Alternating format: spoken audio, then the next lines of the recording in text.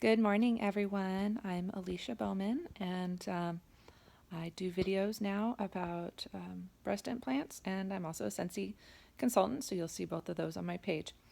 But today I wanted to talk to you and keep you updated on my recovery from my surgery a couple days ago from my explant. And I also wanted to talk about um, screening and ruptures and those types of things. I am not a doctor and I don't play one on TV, but this is my experience and what I have learned along the way. Please do not take my experience as the, rule. And if you have a good doctor, please listen to your doctor. But guess what? There's a lot of doctors who don't know what they're doing with all of this and don't believe that women are getting sick from these things and so forth. So, how am I feeling? So, yesterday was the first full day after my explant. I just got up a little bit ago and I drained my drains, or my whatever they're called. Yeah, drains. I cleaned those out, and it's still hard to. I can't really sit up on my own. I can't reach. I can't do all those things. It's going to be a while before I can do all that, and I'm going to have to be very careful for about a month. One of the things that I have noticed, and you'll notice I am wearing glasses right now. My vision is very blurry when I can see far away, but my up close vision is messed up. And so I thought maybe it was the pain medications, but I haven't taken them overnight. And so I guess it could still be in my system, but I know blurred vision and stuff. I've had already some vision or visual disturbances before explant, and I don't know if maybe this is just part of my body trying to get rid of the chemicals or whatever. Who knows?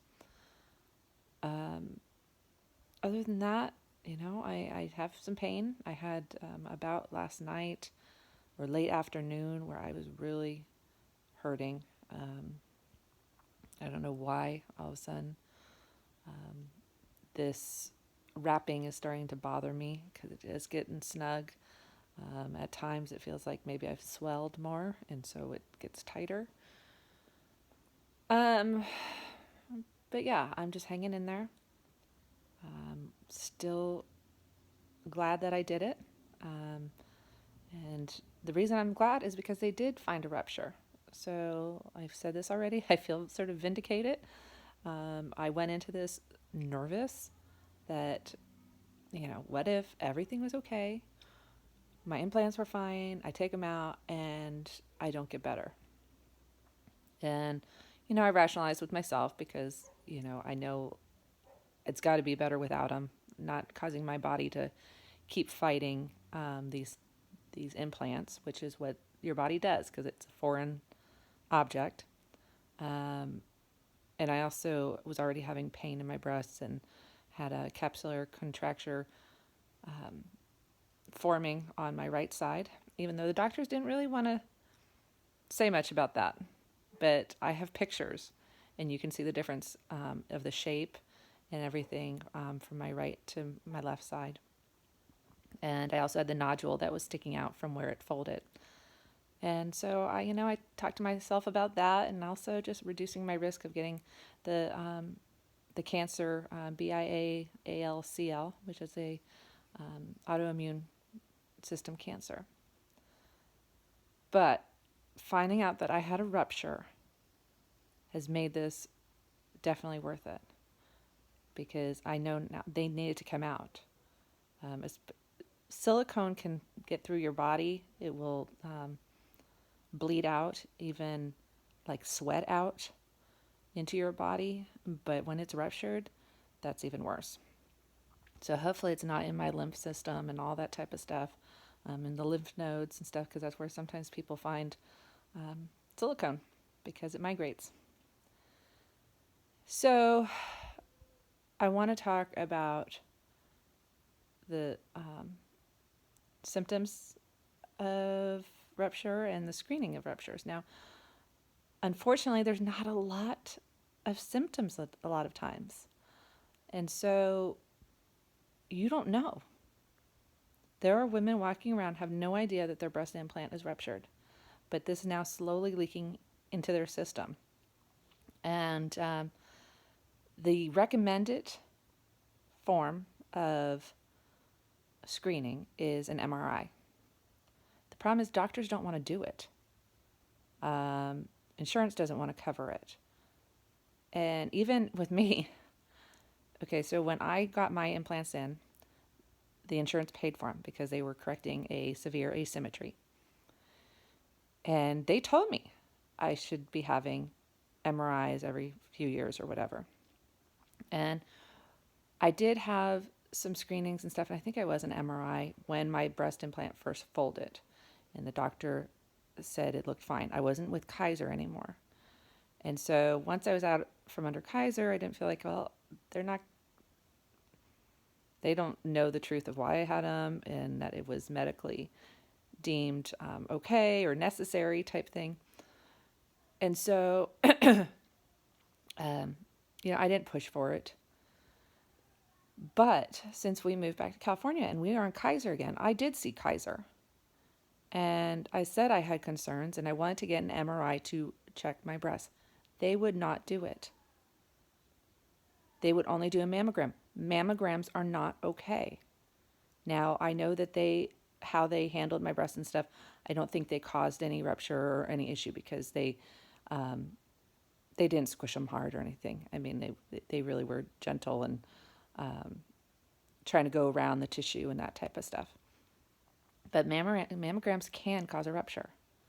Mammograms don't give a good enough image to detect a rupture, okay, on silicone implants. Now, on saline implants, usually it's pretty obvious because it's saline that leaks out and it will go flat. Now, I guess there are some situations where the leak is small and it's on the backside against the chest wall, and so only at certain times it leaks, but it slowly is getting smaller. But with silicone, they call it a silent rupture because you won't know that it's ruptured. That's sort of scary. And so having MRIs regularly is what you should be doing. Unfortunately, they don't want to do it. Now, the FDA did just come out with, and I just shared a video on my Facebook page about they're recommending ultrasounds and then MRI for systematic or symptomatic people. So I would be much happier with that too, going at least getting ultrasound. That is better detection than a mammogram. Now, why did I think I had a rupture? Okay. Now, there are women that think they have ruptures and they don't. Okay. And none of these things are 100% indicative. But I did do research and it showed that the capsular contracture, okay, that's when the capsule, which is the scar tissue around the implant, okay, it's when that starts getting thicker and starts squeezing the implant, okay, and it will start sometimes making it feel really hard. It can start causing pain. Sometimes it'll shift the breast up a little bit. It just changed the shape, okay, so like mine was looking more round ball, where on the other side it was more of a smooth, natural breast shape like we had first had. I forgot what I was going to say. Okay, so why I thought. Now, women get capsular contractures sometimes immediately after, within a few months. I didn't start really noticing mine until several years after. And from what I read is when that happens, a lot of times, and when it happens later, there's a reason why that your body is now deciding to really attack this thing, okay? And I was only having it on my right side. My left side, I didn't, okay? The right side is the side that was ruptured. And it makes sense. Our bodies are so smart. So, originally the body makes this scar tissue to protect itself from this foreign object. Well, then when it starts leaking, they're like, "Uh-oh, there's some nasty stuff going on here. Let's make this thicker. Let's make this thicker." And so um, it makes a stronger barrier. Can stuff still get through it? Yeah, but your body's trying to protect itself.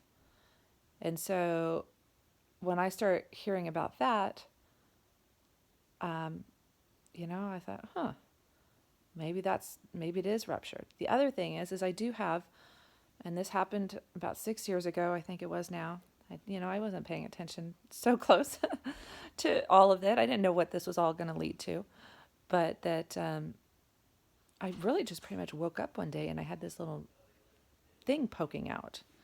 And when I went, they did scans and stuff, and they said it was just where the implant had folded and now was jutting out. And it didn't make sense to me. I thought, well, these are big round things that are filled.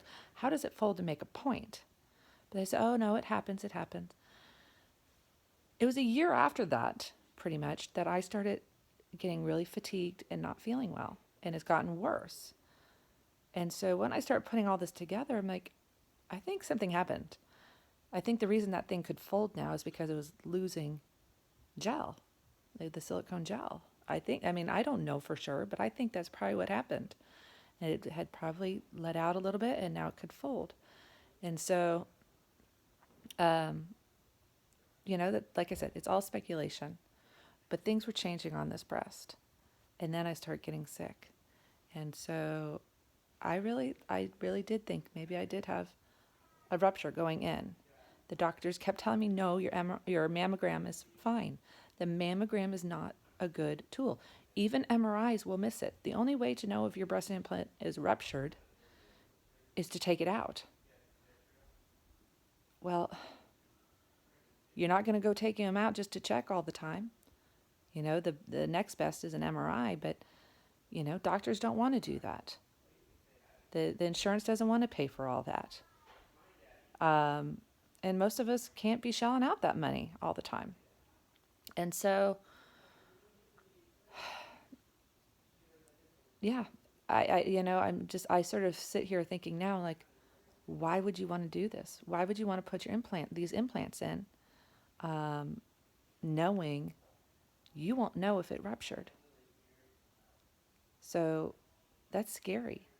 Now, silicone or saline, like I said, that's easier to detect a rupture, but they're still not safe. Okay. I had somebody just recently said, oh, well, this is more with silicone. And I hear this in groups and stuff, people thinking this. No, women with the saline are getting sick too. That outside coating of the silicone or the saline implants is silicone. Okay. It still can sweat and bleed silicone into your system. The other thing that they have more problems with then is mold, because that saline is not, I guess, 100% clean or whatever. And so they have mold that starts growing, and they have mold in their body, which definitely will make you sick. And so saline is not safe either. None of them are. None of them are safe. Okay.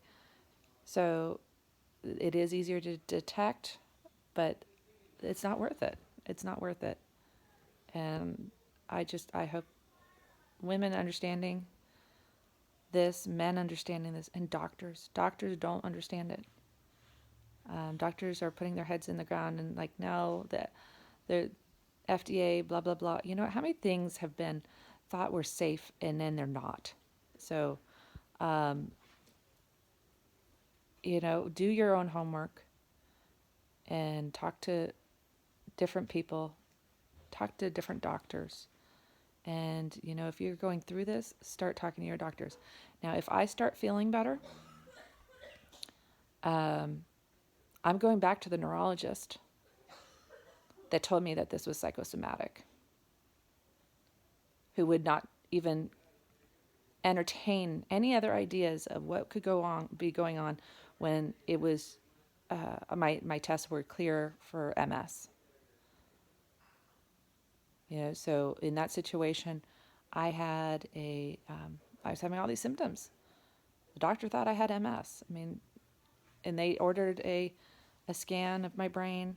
And when I went to see the neurologist, she immediately told me it was psychosomatic without examining me. After examining me, she said, maybe we should check your spine to make sure, it's not starting there, that it doesn't usually start on the spine, but sometimes I must start on the spine.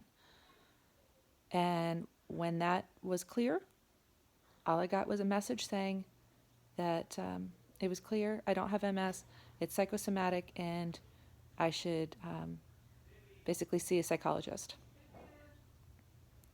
So I will be going back to her if and when I feel better. And, there are other doctors that are running tests. There are other things that can cause neurological symptoms than lesions on the brain, like metals in your system that women are experiencing with these implants. But anyways, so yeah, ruptures, you won't know. The only way to know for sure with silicone is to have them out.